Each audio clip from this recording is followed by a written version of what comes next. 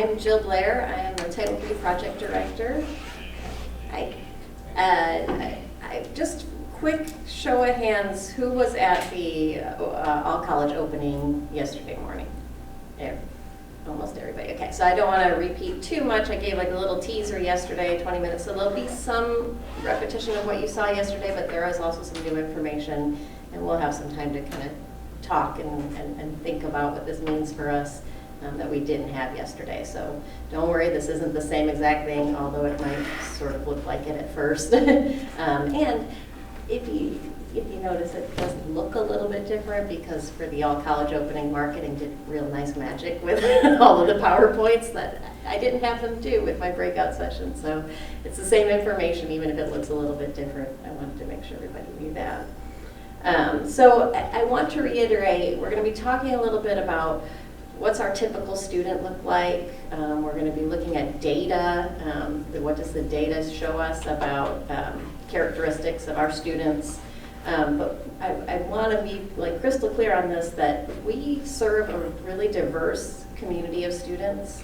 Everyone knows that if you interact with students, if you teach, if you work in student services, every individual student is unique. And so by sharing this data and talking about what the majority of our students look like or how they enroll, that's not to say this is the only thing that matters. Obviously, when you're working with students, you want to get to know them each as an individual. But looking at the data will help us maybe think about the way that we designed our programs, the way that we approach support services, and what we might think about doing differently. So just want to make sure I'm not advocating a one-size-fits-all approach at all. That said, we're going to just walk through some of the characteristics of ICC students.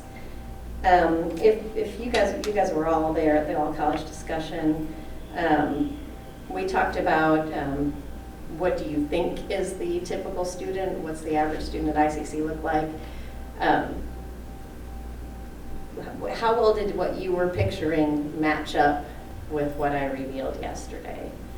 When I said close your eyes and think about who's our student, are they full-time or part-time, how many hours are they taking, what kind of classes are they in? Did you pretty much nail it? Did you have something else in mind? Anybody willing to share? I was thinking more, full-time. Okay. And I think you said part-time? Yes. Yeah, that's right. So I'll go ahead and advance. So our typical ICC student, we talked about this yesterday, is a white 24-year-old female who lives outside of Peoria proper. We've named her Jessica to help us put a name to the silhouette. Jessica is a part-time student, so 58% of our students are part-time. That's a pretty good majority. And attempts about 9.5 credit hours per semester. 54% of our students place into at least one developmental class. So to me, when I'm kind of with you, Alizia, that when I think about who's the typical college student, you think of an 18-year-old, maybe coming straight out of high school, thinking about transferring to Bradley or ISU or maybe another state school, going full-time, has parental support to help them get through this. And really what our typical student is a little bit older, mid-20s. We don't know if Jessica lives independently or if she's still at home with the parents. We don't know if Jessica has children. Those are the kind of things we need more data to find out. But it does reveal something about who we're serving and how we might approach student services and programs and classes as well. Don't want to repeat everything, so if you came in and I caught you, there are some handouts on the front table and the I can, or if you want to grab those and circulate those around. We're going to maybe brainstorm a little bit about what we're doing well for students and what we might do better. So if you don't have one of those, they're coming around now. Liza, it looked like you maybe had a question. I do have a question. I don't know if this is the appropriate time. Sure, go for it. Okay. So my question, how do we go about tracking? How do we get the data on students? Is there a survey, something they fill out, or do we do that in enrollment time? Most of this comes from enrollment, so this is data that is on the, I don't think we call it an application, but the enrollment form as they're coming in the door. So we know their race, their gender, their age, their address, and then obviously their placement and how many credit hours they're taking. So that comes from the enrollment form and then how they behave in that first year that they're enrolled. Oh, thank you. Any other questions real quick? So what I want to do to take some time to think about, thinking about Jessica, thinking about a 24-year-old who lives outside of Peoria, going part-time in a developmental class, taking 9.5 credit hours. What are the kind of things here that we do well? And you can think about for yourself individually, depending on what your role is at the college. Is there something that you do to serve students individually, to think about what you're doing well, what you might do differently? If you want to think about your department, if you want to think about the college as a whole. And this isn't going to be, nobody's going to be required to report out. So if you want to jot some ideas down on that worksheet, great. If you don't want to, whatever works best for you. But just to get the wheels turning about how well do we serve Jessica. So take just a minute or two. You can talk to your partner or somebody behind you if you want to. Just take a second.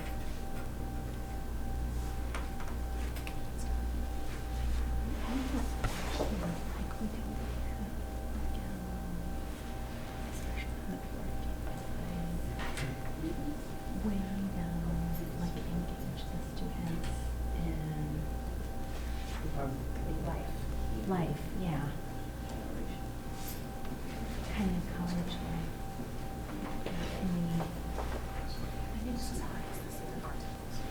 No.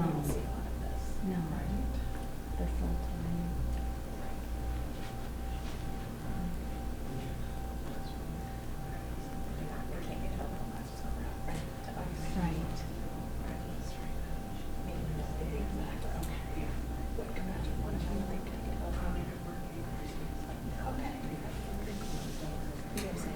Right.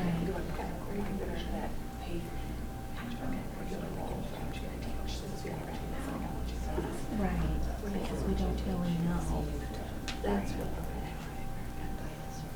Right.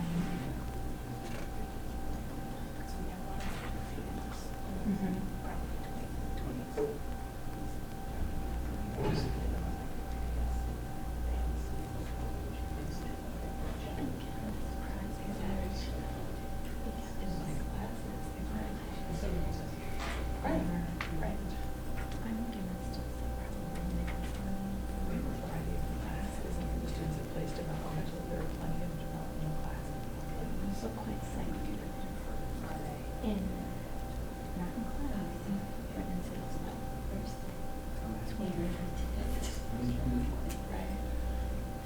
Does anybody want to share ideas about what you've jotted down or what you thought about? Oh, okay, go ahead.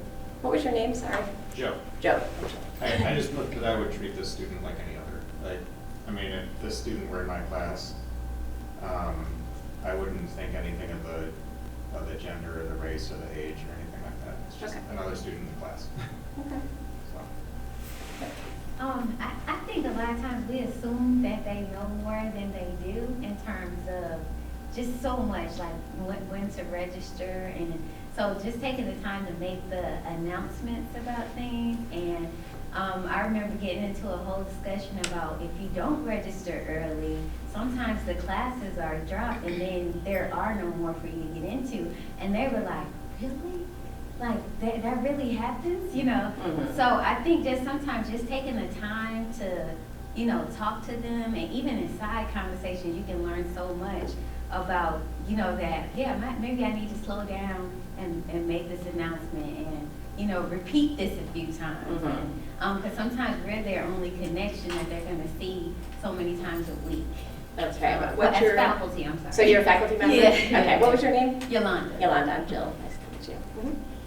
Because a lot of students are non-traditional students, a lot of them are coming out of situations where maybe they weren't successful in school, or maybe they just haven't been in school for a long time.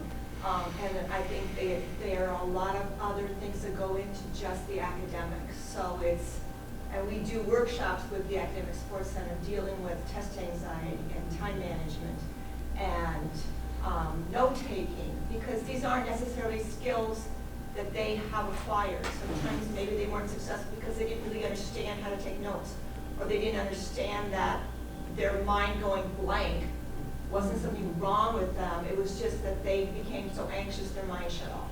And they don't understand those things. And so addressing those things within the classroom and picking up on students who are struggling with this, like they're shaking. I mean, we had a student one time who literally shook the entire time. And we gave him some tools, and he not only, actually gave him a note, we had him had a note card and write down a bunch of positive things about himself, because he was like, I am terrible, I can't do math, I'm not a math student, I'm gonna fail. All these things he was telling himself, which were just beating himself down farther. He passed the class, it was a stats class, he passed the class, he came back in and said, I still have my note card. He had stuck it in his pocket and he had kept it with him, and it got him through. So there's things out there, but it's the awareness. Number one, the students don't know that these workshops or these kinds of skills exist. Number two, they may not even understand that the way they're feeling or what's going on with them has anything to do with something that they can control. And understanding that they can get themselves out of that and become successful. We've had so many students in our workshops who have come back and said, I raised my grade a letter grade because I started doing things differently.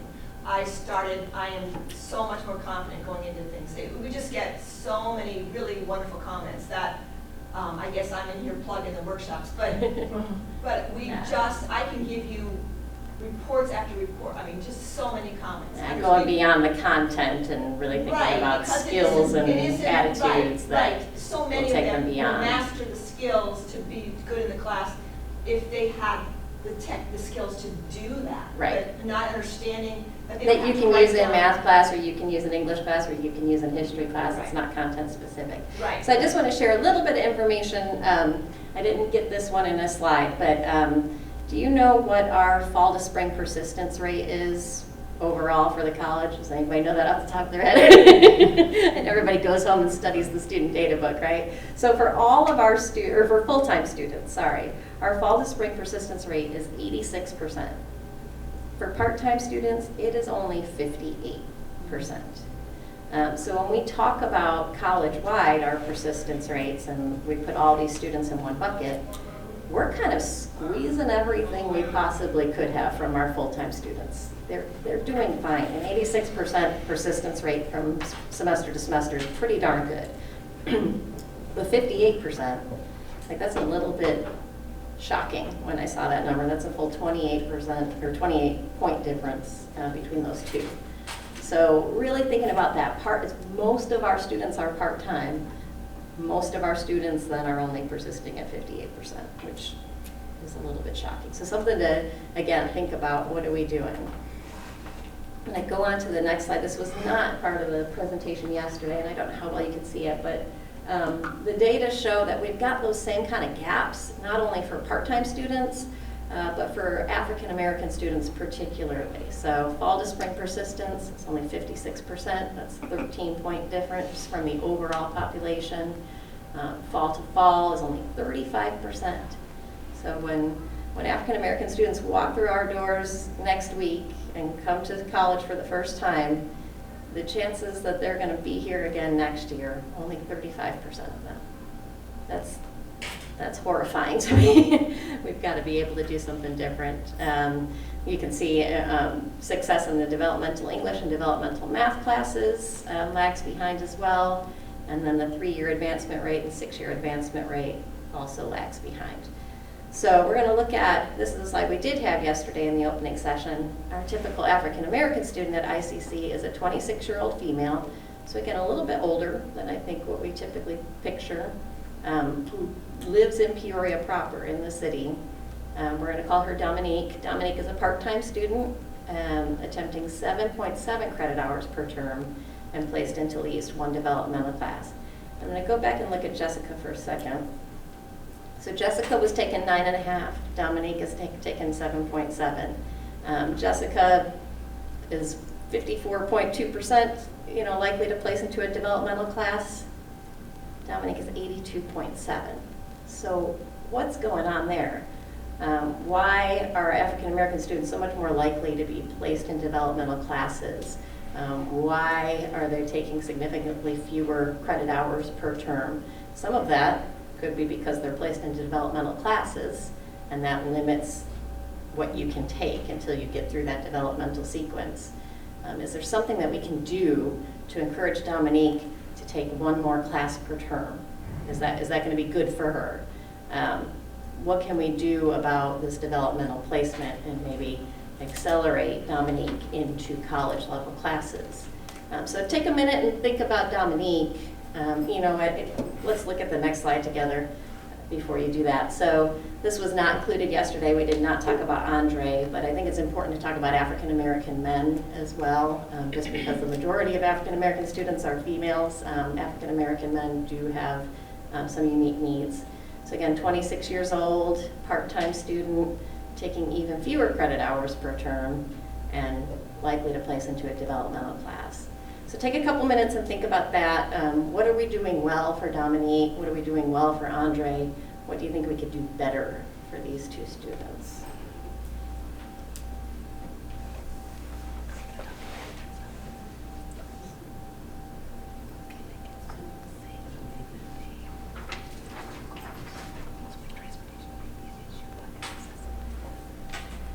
Go back up to here and show those differences in persistence and advancement as well.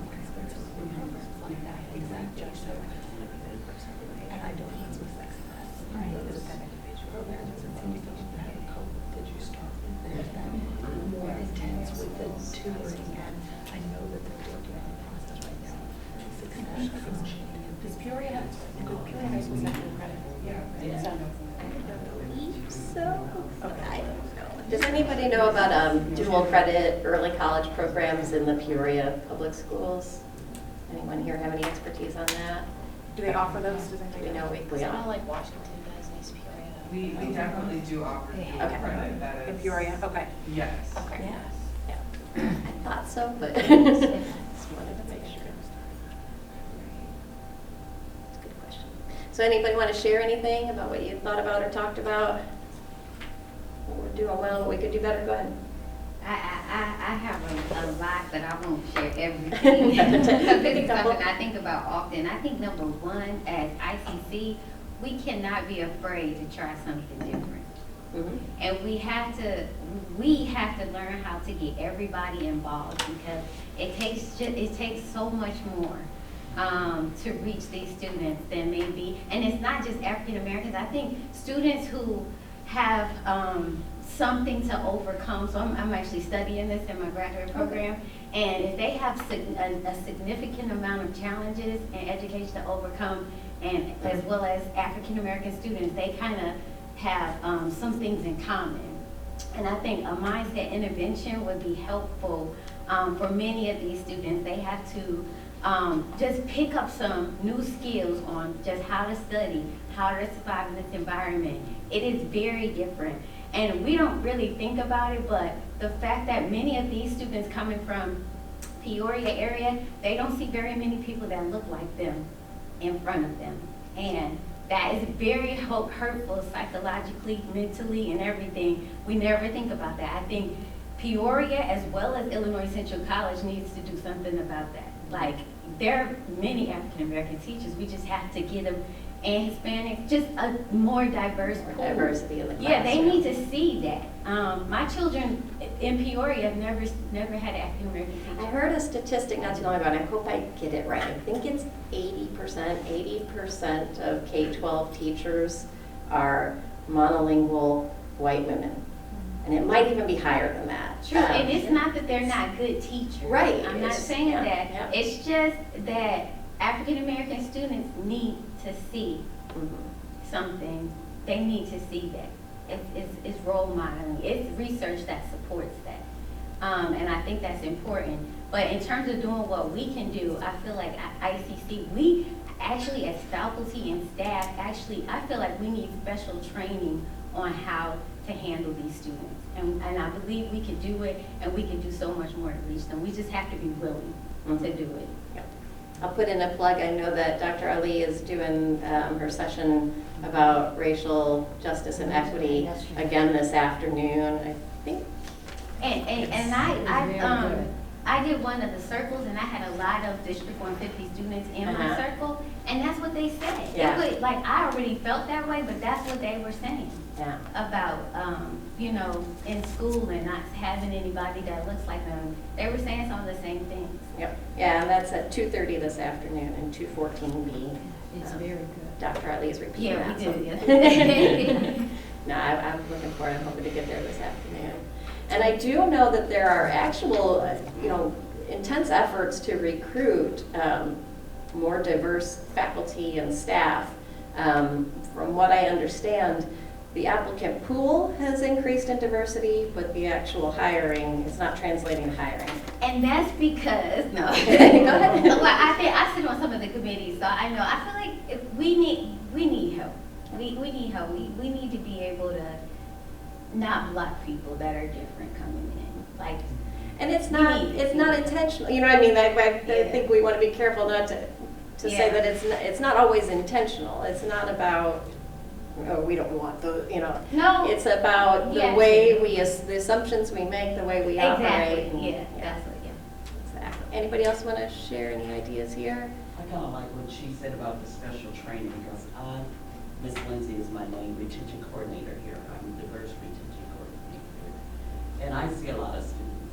And one thing I have noticed from speaking with the students, because I do a lot of one-on-one, and a lot of thing is that we are, and I say we because we are all supposed to be leaders here.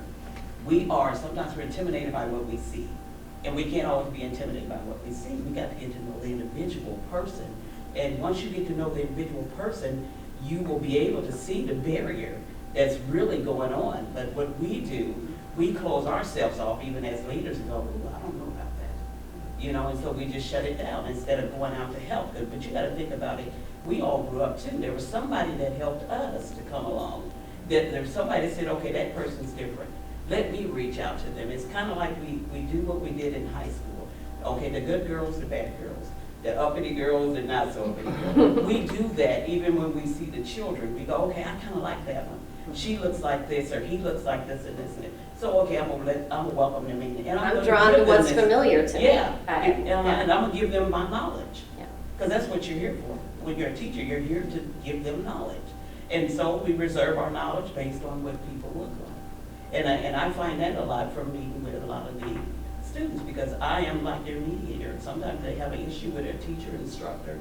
I'm the one that will go on the back for them. And so I know a lot more, but I don't want to say a lot more. I know a lot of the instructors based on how they've treated certain students. And I have to notate that. I have to keep log of all that. just in case something comes down, I'm like, okay, this is what they did come and say to me. But a lot of the things it's a personal thing. It's like how I look. And then far as that full-time, part-time, I think a lot of our students do part-time because they're unsure. Yep. They need to be encouraged that you can do more. You know, there's greatness in you. We just got to tap into it. And then we as leaders got to know how to tap into who they are. Because once you tap into someone, they'll know their purpose. Because that's why they're here. Because they're trying to find who they are. Go ahead. Well, I definitely feel like what Kathy was talking about earlier with the soft skills, those study skills. I feel like a lot of people who take few credit hours are doing so because they feel they're like not efficient or they're going to have a lot of problems in this class. And I think those study skills really help with that. Like the more efficient you get at studying, the more likely you are to take more courses. One more class. Right, because people are going to be like, what am I doing with my time? You know, I'm already in college. I'm going to class. If you're just kind of spinning your wheels on the side, you know, you can more easily be encouraged at least to take more courses. You feel like you're more efficient. You've kind of got a handle on this. Yep. Right. That makes sense. I will highlight a couple of things. Is everyone here familiar with the multiple measures pilot? Okay, so one of the things that we are piloting this year is instead of relying on test scores, whether it's ACT or the AccuPlacer, instead of relying on those test scores to place students, we are looking at cumulative high school GPA. And this, I mean, there was a lot of data analysis that went into this. It wasn't arbitrary at all. But as a student comes in, they present us their transcript. We look at their cumulative GPA, and I believe it's 2.8 or higher. They are placed into college level math. You don't have to take the test. And I think that I'm hopeful that we're going to see some improvement there because like we talked about test anxiety, all kinds of factors, cultural biases and tests that could affect the placement of Dominique and Andre. Maybe we're going to see them placed directly into those college level math classes and be successful with the supports that we have in place and progress more quickly towards their end goal. Because when you get stuck in that developmental sequence, and it might take you a while to get out of it, you do feel like you're going nowhere, and that's why you don't come back. So I'm hopeful about that. The first semester experience pilot this term, we're pretty excited about that too. That's going to focus a lot more on making a plan or setting a goal, making a plan to get there, thinking about finances, thinking about schedule and time management, study skills, things like that, just to get off on the right foot. So we're going to see how that goes and hopefully expand that to the rest of the college as well. Anybody else know about new initiatives that might help our typical student or our... I'm just wondering if all students have an advisor coming in, whether they're part-time or full-time. Because Gotcha. to me, a lot of students who are part-time can just get online, can sign up for class. They have no idea where they're going or what they're Right. doing or why they're taking this class. And the advising redesign is something that the completion team, the strategic planning teams are working on. Carrie Schimmel and I did a presentation yesterday. We're really excited. We're about to launch an effort where we're going to provide some student success coaching remotely. So we will have coaches that are off-site that students can access, you know, by email, by telephone, by text message, that kind of thing. They will have one coach that they work with for a full year.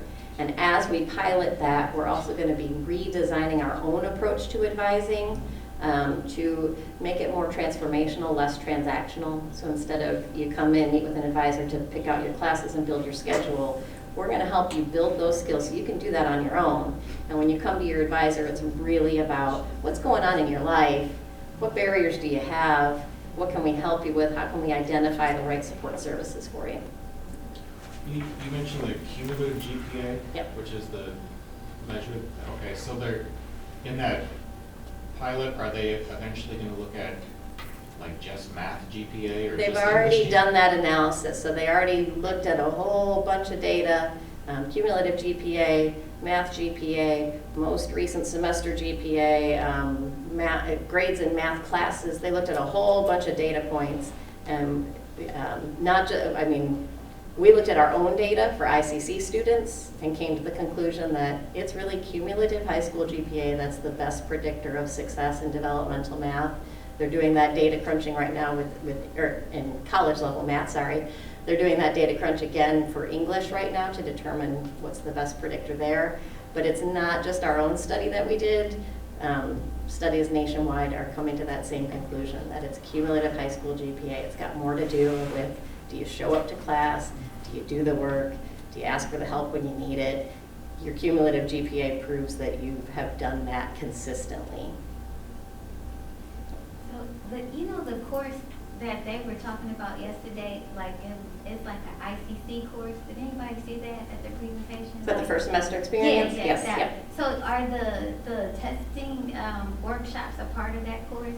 I wanted to. I don't No? think so. I would think it would be. No, the major outcomes from that class are a plan to completion. So picking a major, coming up with a plan to completion, like plotting out which classes you're going to take each Mhm. semester, a financial plan to get you through college. And I feel like I'm missing one, but those are the major things. That plan to completion is a big deal. I don't know if it helps anybody, but the workshops are on both campuses, and they're Yeah. offered 4 times a year. There's 2 on each campus, and they're offered on Tuesdays and Wednesdays at 2 o'clock in the afternoon. Hopefully going to hit somebody's. We have actually increasing the significant number of instructors who now offer extra credit. I do, yeah, I know about it, Yay, yeah. wonderful. We get most of our students coming now are getting extra credit, and one student walked in and said, I didn't think I'd get much out of this. She goes, I actually got something out of this. So that's available, that's really good, but you can go on the website, the Academic Course Center website, there is a link that can give you all the workshops and stuff. So I guess if you can pass that information on to anybody else. And the first semester experience, they're going to do a presentation this afternoon at 2:30 to 3:15, so same time as Dr. Ali's. They'll be here in this room. They're going to actually walk through the entire curriculum, what's planned. So Okay. if you're interested in what the curriculum includes or have suggestions about what they might think about supplementing with, that might be a good one to come to. They talked about, I'm sorry, go ahead. No, I was going to say, the other thing I wanted to say was, and normally when the students get here, what we do is retention. We actually do look at the GPA, and I put them in green, yellow, and red. Mhm. So that helps me to target who to target more and who not to target, who to just send an email to, who to phone call, Right. who to text. Right. And that's how we do it. So. Yeah, that makes sense. And what's your role? Diversity, retention. Gotcha. Okay, so you work with Todd? Okay. I know they talked about off and on about having like a admissions or a going to school or a pre-class so that students became familiar with Blackboard and emails. Like an orientation. Because we have so many students walking into the tutoring center, academic support center, who I don't know how to didn't know how to log get on on Blackboard, Yeah. didn't know they're supposed to be on their emails, and get emails from instructor, had no idea. Yeah. And especially if they're taking online classes, they get so far behind from day one. Mhm. Anybody who's taught online classes knows if they're not in the door from day one, they're missing. And if catching those students and making sure that they're aware of how to get on those, we think everybody is computer savvy, and it's amazing how many 20-something-year-olds can't get on the computer. Yep. I mean, it's. And they might be pretty good at their phones, but when it comes to actually using a web browser and a mouse. So I don't know if I know they talked about it off and on, having it kind of an orientation day where everybody gets on the computer, and that would be. I don't know the status of that one. Does anybody know the status of mandatory orientation? Almost sure that when they do the student orientation, that they have to show up for it. It's not mandatory, But right? it's not mandatory. So a lot of That's the only universities, it's thing. mandatory. Yeah. Right. And And it's that's not what we're trying mandatory. to find that balance between Yeah. like mandatory orientation, mandatory advising, mandatory first semester experience, mandatory for everybody. Well, Yeah. if you're coming here you're actually an ISU student and you're coming here to take one class over the summer, do you really need all, probably not. So trying to figure that out, what do we mean by mandatory?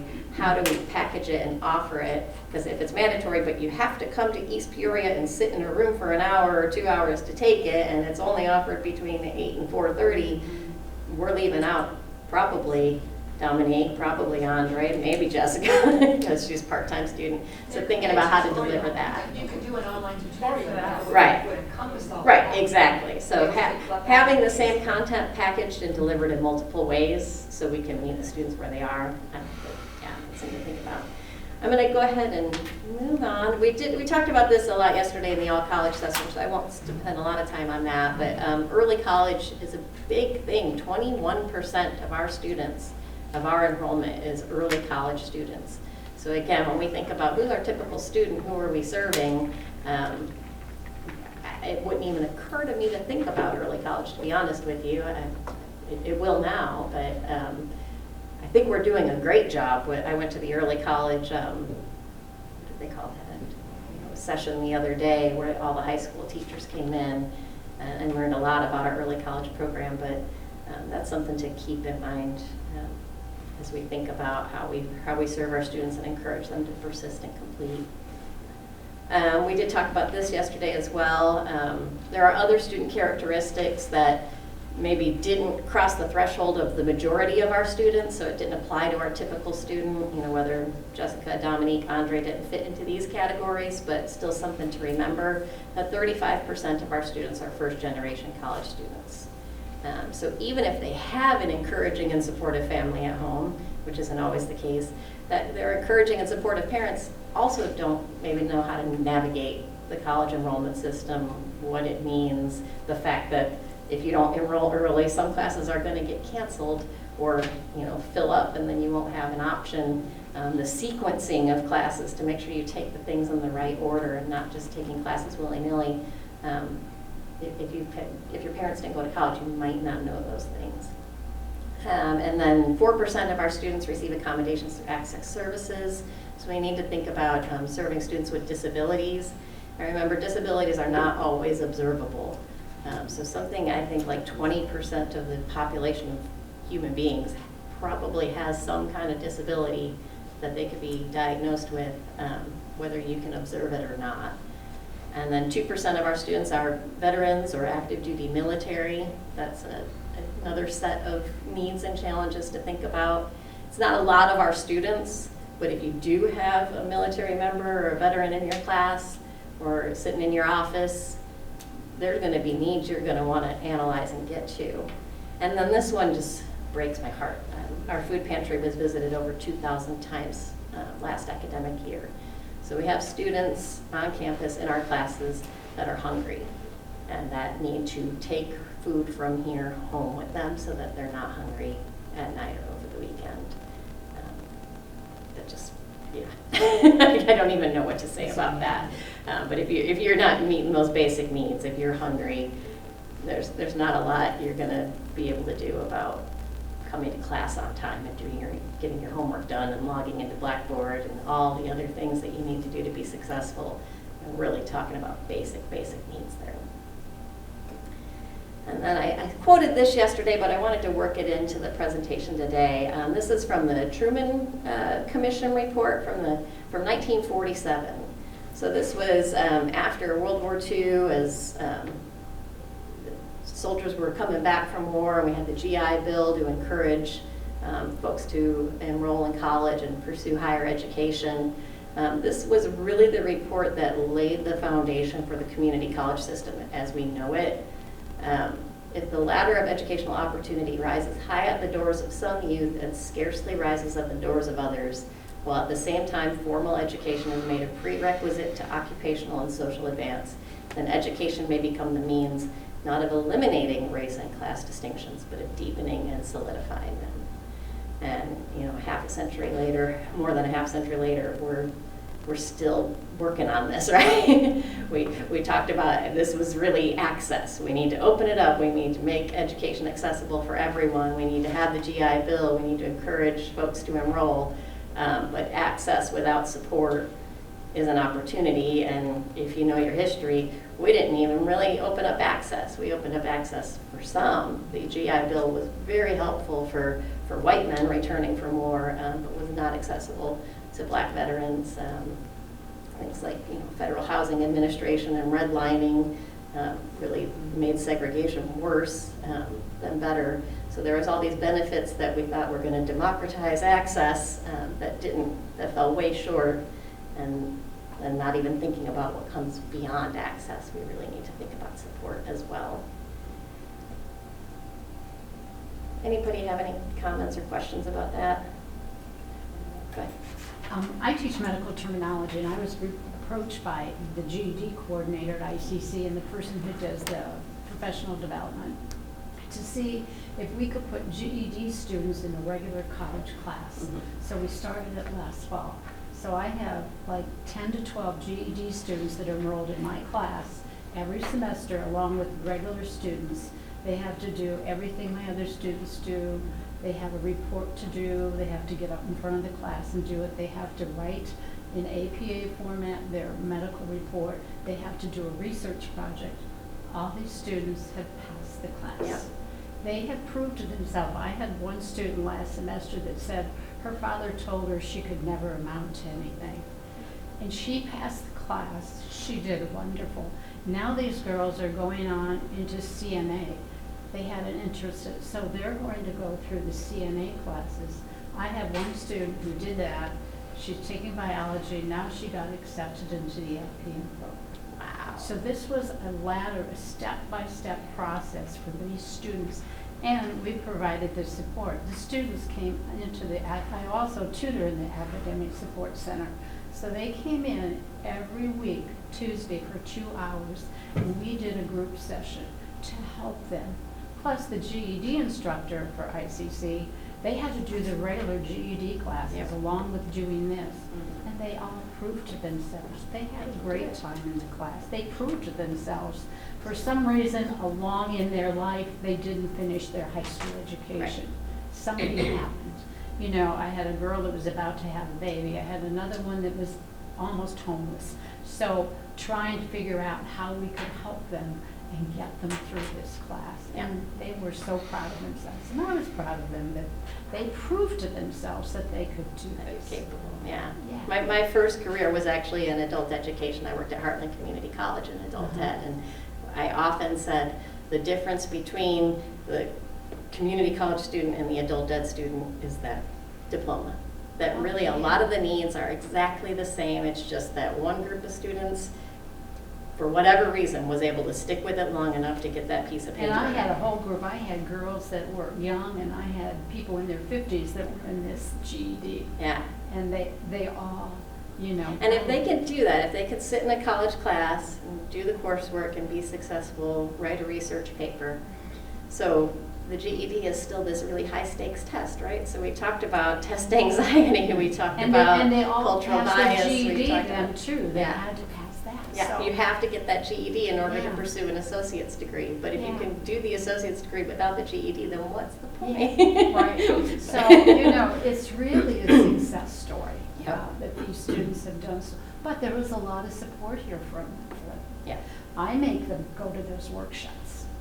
You know, tell them, the first one, know your learning style. How do you learn? Are you auditory or a visual learner? Because that could be a key to really understanding how you learn. Right. And be successful. We looked at this yesterday as well, looking at how we compare to the population of our district. I'm not going to read through that full slide. The one thing I would say is the bottom two rows, that we have 8.1% of our adult population in the district, well, at least in Peoria County, Tazewell County, and Woodford County is 8.1%, but only 2% of our students are veterans. So is there something we could be doing there to reach out more to veterans that are returning or even active duty to get them enrolled? And then also identifies as a person with a disability. So folks with disabilities is 9.3%. I would argue it's probably higher than that. And only 4% of our students have received accommodations. So is there something we should be doing in terms of supporting folks with disabilities encouraging them to enroll and supporting them through classes. I don't know. We'd have to dig deeper on that, but those were the 2 data points that jumped out at me. And then we were talking about internet access and comfort with the computers. 75% of households in our district have access to broadband, which seems pretty high to me. So I think we're doing pretty good there. Probably some of the more rural areas might not have access to that broadband internet, so they might lag in terms of comfort with technology. And then finally, what we don't always know about our students. With all of this data that we're able to mine and analyze, we know an awful lot, but there are things that we right now can't know because we don't ask about it, we don't collect it, things that we maybe wouldn't want to collect and track, but things we should probably keep in mind as we're interacting with individual students. How many kids do you have at home? What's your job situation? Are you working full-time? Are you working multiple part-time jobs? Do you have a supportive family? If you have someone at home telling you you're never going to amount to anything, or a partner that says, what do you think, you're better than me, you're going to go to college, you're going to go to college, you're better than me, that's a challenge. How do we help a student overcome that? If you're hungry, what's your household income? Criminal background is something we need to think about, particularly for specific programs where you won't be able to enter the career that you've chosen if you have a criminal background or criminal history. We need to know that so that we're steering these students towards programs that will actually serve them. Any kind of health issues they might have, and if they're struggling with homelessness. You'd be surprised how many students are, technically homeless and just couch surfing, staying with this friend for a month or 2, and then moving on to their cousin's house or to their sister's house. That's something we need to know. So getting to know the students, getting to know them individually. So thinking about Jessica, thinking about Dominique, thinking about Andre, thinking about Madison and how we serve them, and then going beyond that, because one size does not fit all. How do we best serve the individual that's sitting in front of us at the time? So we're a little bit over. I will end there, but thanks so much for coming this morning. I really appreciate it. This turned out to be a pretty big session. We were worried at first there was going to be 2 or 3 of us, and it turned out to be a good one, so thanks. Thank you.